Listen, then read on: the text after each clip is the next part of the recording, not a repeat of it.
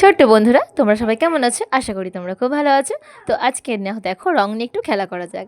দেখো হলুদ কালার একটি রং নিয়ে একটি ছবির উপরে ঢেলে দিলাম এবং হাতে করে সেটিকে চারিদিকে ছড়িয়ে দিলাম। এবার বুঝতেই পেরেছো এটা কী করছি। তো ভিডিওটি শেষ পর্যন্ত দেখলেই বুঝতে পারি কী করছি। তো এই ভিডিওটা করতে করতে আমরা একটা ছোট্ট একটা গল্প শুনে নিই। তাহলে কার গল্প শুনবো বলো তো?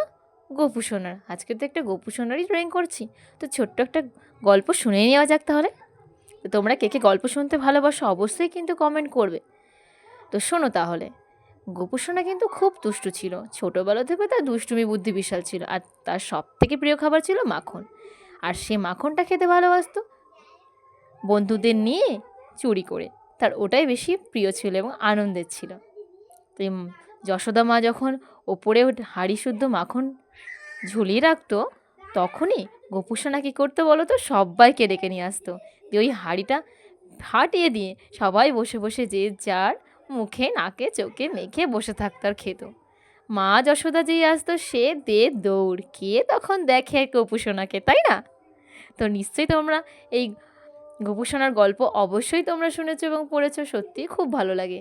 তো আমরাও কিন্তু ছোটোবেলায় এরকম দুষ্টুমি করেছি, কুল পেড়ে খেয়েছি, পেয়ারা পেড়ে খেয়েছি, আমরাও এরকম দৌড়েছি। কিন্তু আজকালকার দিনে এই সমস্ত সবই হারিয়ে গেছে।